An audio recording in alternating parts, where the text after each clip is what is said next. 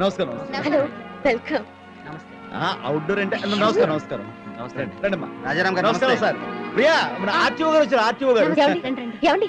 బాదేవి, ఇంకా మన మధ్య అండి గిండి ఏమిటి? అవును కదా, మీ తమ్ముళ్ళేర్రా? కాబోయే భర్తని రాగి అనకూడదు. మాకు తెలుసు, అందుకనే మన మర్యాద ఇచ్చి పుచ్చుకోవాలి. పుచ్చుకో. ఇంతకి మీ తమ్ముళ్ళేరి? వస్తారు. వాళ్ళు చెల్లెలాగా బబుల్ గమ్స్ అనుకున్నావా? జమ్స్. మీ తమ్ముళ్ళని మీరు జెమ్స్ అనుకోండి, గోల్కొండ టోమ్స్ అనుకోండి, నాకేం అభ్యంతరం లేదు. కానీ అవతల తాంబూలాలు మార్చుకునే టైం అయిపోతుంది. అంతగా టైం అయితే పంతులు గారికి చెప్పి ముందు మన ఇద్దరిది. ఏంటి తొందర ఎక్కువైపోతుంది అబ్బాయికి? అమ్మాయి గారిని చూసి ఆగలేదు. నమస్కారం. నమస్కారం అండి. నువ్వా? ఇక్కడే ఉన్నారు. తమ్ముడు కోసం చూస్తాను బాబాయ్, ఇంతవరకు రాలేదు. టైం కూడా అవుతుంది. టైం అయిపోతుందని టైటానిక్ మునిగిపోయినట్టు ఓ టెన్షన్ పడిపోతావేంటి? లేకుండా తాళి కట్టడానికి వాళ్ళు కావాలి కానీ తాంబూలాలు పుచ్చుకోవడానికి మీ ఇద్దరు చాలు. రండి రండి. కరెక్టే. అంటే పార్టీ ఇచ్చే మీరు తాకుండా మీరు తాగలా? ఏరా, ముష్టోళ్ళకి అన్నదానం చేసినట్టు మీరు మాకు మందు దానం చేస్తారా? ఇన్సల్ట్ రా, ఇన్సల్ట్. అవతల ఫంక్షన్ ఉందిరా. ఫంక్షన్ ఉంటే మిమ్మల్ని పేకల దాకా తాగమన్నావా? చీజ్ చెప్పి ఒక్క గ్లాస్ పుచ్చుకోండిరా ప్లీజ్. కాదురా, ఒక్క స్మాల్ మా కోసం, మన స్నేహం కోసం తీసుకోండిరా. లేదంటే అన్ని ఇలాగే వదిలేసి వెళ్ళిపోదాం. పదండ్రా. రే ఆగండ్రా. రే రవి, ఒక్క స్మాల్ తీసుకుందాంరా. కానీ మందు తాగమని అన్నయ్య మాట ఇచ్చాం కదరా. తీసుకోవద్దురా, ఎక్క ముందు తీసుకోవద్దు. ఇదే లాస్ట్ టైం. ప్లీజ్ తీసుకోండిరా. ప్లీజ్ రా, ఒక్క పెగ్గు తీసుకోండిరా. మళ్ళీ మనం ఇలా కలుస్తావో లేదో. పెళ్ళైన తర్వాత మళ్ళీ మీ పెళ్ళాలు మిమ్మల్ని ఇక్కడ పంపిస్తారు లేదో. ప్లీజ్ తీసుకోరా.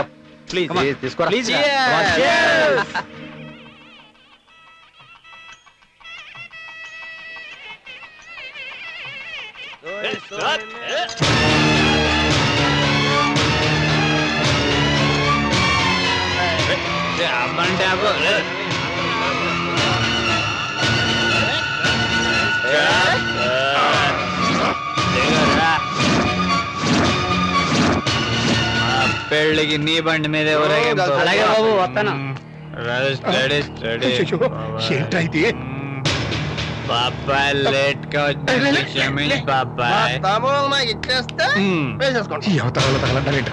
తాంబూలాలు ఇంకా పుచ్చుకోలేదా? అంటే మా వదిన గారి దగ్గర ఉన్నాయన్నమాట.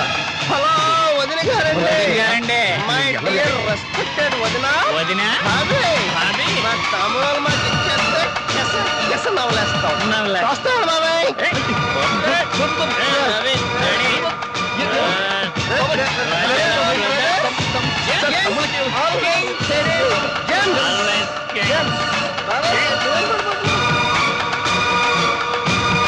వీణ్ణేనని జెమ్స్?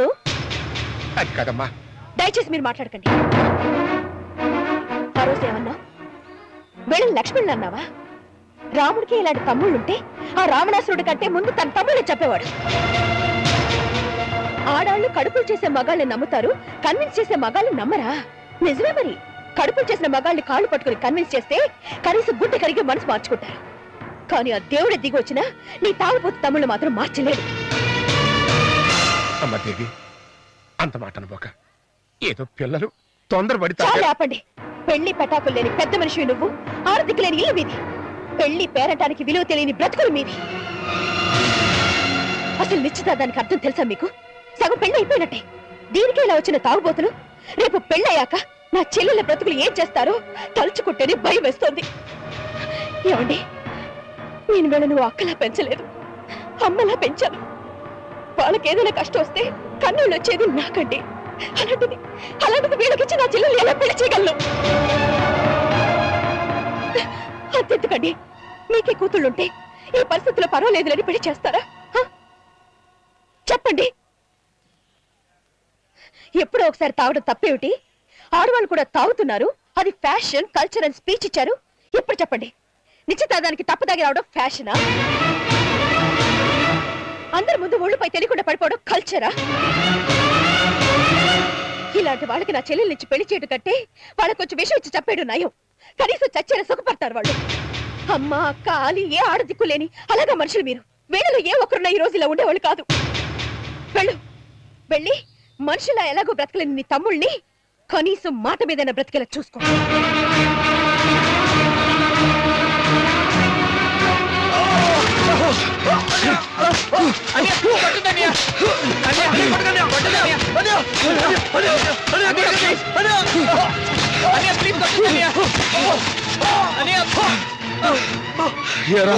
తాగొచ్చి 10 మందిలో నా పరువు తీస్తారా? నలుగురిలో నన్ను నవ్వులు పాలు చేయాలని చూస్తారా? అసలు మీరు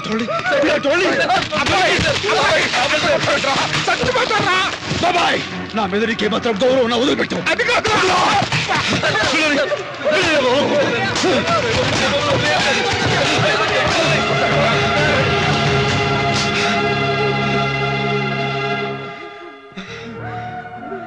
ఇన్నేళ్ళు ఏది కాదనకుండా మీరు అడిగినవన్నీ ఇచ్చాను. నేను మిమ్మల్ని ఒక్కటే ఒకటి అడిగాను, తాగరని మాట ఇవ్వండి అని.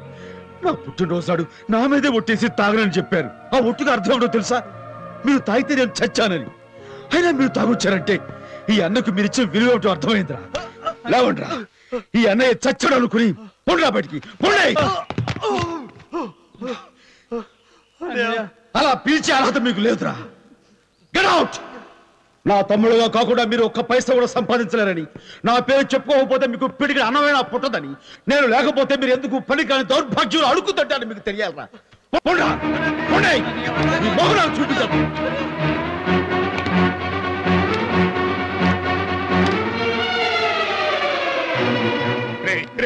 ఆగండ్రా ఆగండ్రా, అన్నయ్యతో నేను మాట్లాడతాను.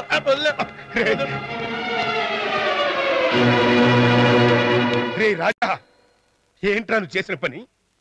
వాళ్ళని గొడ్డును బాధినట్టుగా బాధి మెడబెట్టి బయటికి గెంటేస్తావా? అసలు పిల్లల్ని పెంచడం ఎలాగో తెలుసంటారా నీకు? తల్లిలా ప్రేమించాలి, అవసరాన్ని బట్టి తండ్రిలా దండించాలి. ప్రేమించినంత కాలం వాళ్ళు పనికి మనోళ్ళ తయారవుతున్నా నేను తిరిగిపెట్టుకోవటం, దండించాల్సి వచ్చినప్పుడు ఒక్కసారిగా చావు కొట్టి బయటికి గెంటేయటం. ఇప్పుడు వాళ్ళు ఎక్కడికి పోతారా? ఎక్కడికి పోతారా? మాట్లాడవే.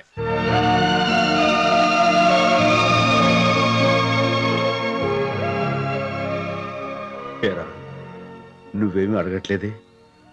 వయసులో చిన్నవాడివి గనక బాబాయ్లా పై కనకపోయినా మనసులో తిట్టుకుంటున్నావు కదూ.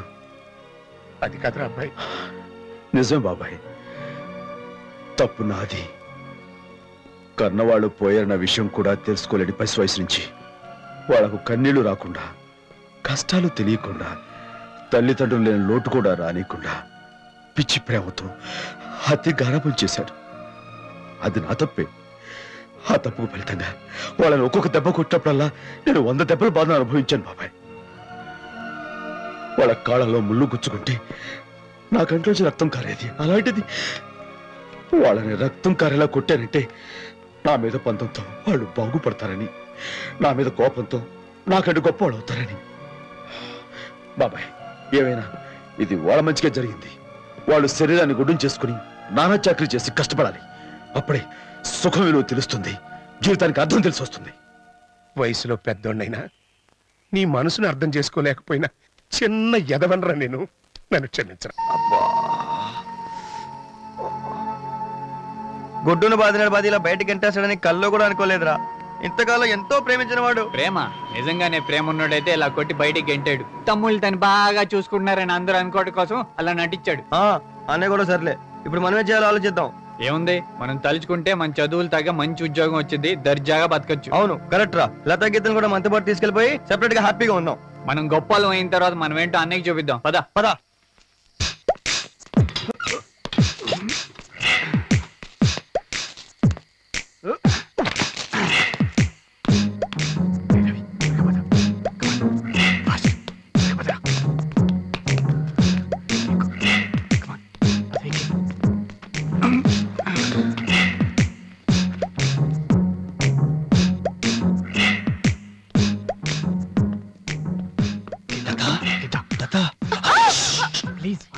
చెప్పేది దండం పెడతావు, చెప్పేది విను. మీరు వచ్చినట్టు మా అక్కకి తెలిస్తే మమ్మల్ని ఇద్దరిని చంపేస్తుంది. ప్లీజ్ వెళ్ళిపోండి.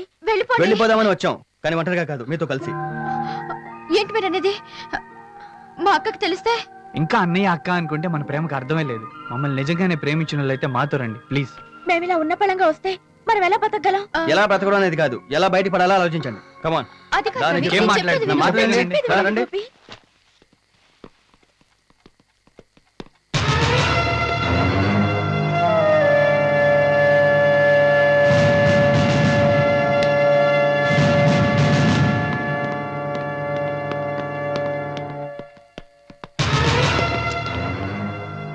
మీరు మీ ఇష్ట ప్రకారమే బయట పెడుతున్నారా లేక వీళ్ళు బలవంతంగా లాక్కెడుతున్నారా? అది కాదు సార్. Shut up. మీరు చెప్పండమ్మా.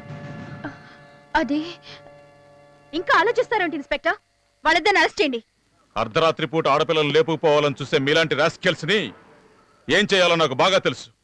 మేడం, మీరు కంప్లైంట్ రాసివ్వండి. ఓ ఏడాది పాటు బయటికి రాకుండా చూస్తాను వెళ్ళని. Sir shut up. సార్ పంపులు ములుగుతున్నాయి సార్. ఏం వరద వచ్చిందా? కాదు సార్, వీళ్ళిద్దరూ ఆ లారీ ఓనర్ రాజారాం గారి బ్రదర్స్. వాట్? ఆయన చాలా మర్యాదస్తురయ్యా. I know him very well. అందుకే సార్ ఒకసారి ఈ విషయం ఆయనకి చెప్పి అరెస్ట్ చేస్తే బెటర్. అయితే ఫోన్ చేసి ఇవ్వు. Okay sir. హలో, రాజారావుని మాట్లాడుతున్నాను. ఇదిగో సార్. హలో, రాజారాం గారా? నమస్తే, నేను సిఐ రాజుని మాట్లాడుతున్నానండి. దేవి అనే ఆవిడ వాళ్ళ సిస్టర్స్ ని లేపుకుపోవడానికి ప్రయత్నిస్తున్నారని 2 వ్యక్తుల మీద కంప్లైంట్ ఇచ్చారు. తీరా చూస్తే వాళ్ళు మీ బ్రదర్స్ అని తెలిసింది.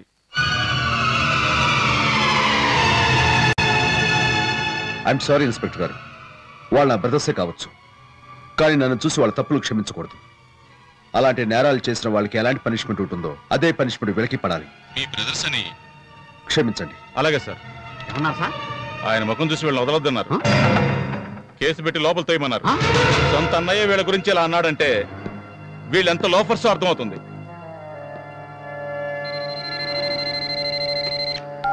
హలో హలో, నా తమ్ముడు చేసిన తప్పే కాదన్ను, కానీ దాని కారణంగా వాళ్ళని జైలుకు పంపితే నేరస్తుడే మచ్చతో వాళ్ళ భవిష్యత్తు నాశనం అవుతుంది. దయచేసి వాళ్ళ మీద కేసు విత్డ్రా చేసుకుంటే ప్లీజ్. Okay, thank you.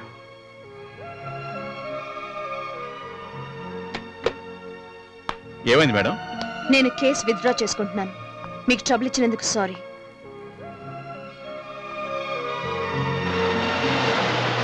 లోకంలో ఇలాంటి ఎక్కడ ఉంటాడరా? తమ్ముడు అని కూడా చూడకుండా మనల్ని జైల్లో పెట్టేసిమంటాడరా? రేయ్, మనం బాగా కష్టపడి డబ్బు సంపాదించి ఆయనకి మన లెవెల్ ఏంటో చూపిద్దాం. ఆయన జగతలా ఉంచు. నా కడుపులో టైప్ నొప్పి స్టార్ట్ అయిందిరా. నీకు ఇప్పుడు వచ్చిందా? నాకు 1 గంట క్రితం వచ్చి అలా సెటిల్ అయింది. విచిత్రంగా లోపల ఏదో పీకుతున్నట్టుందిరా. అదేంట్రా, ఇద్దరికి ఒకేసారి ఒకేలాంటి నొప్పి రావటం ఏంటి? బ్రదర్సం కదరా. ఆకలి వల్లే నొప్పి డెవలప్ అయిందని నా డౌట్ రా. అవునరా, ఫుడ్ తిని 2 రోజులు అయింది కదా, అందుకని నొప్పి అయి ఉంటదిరా.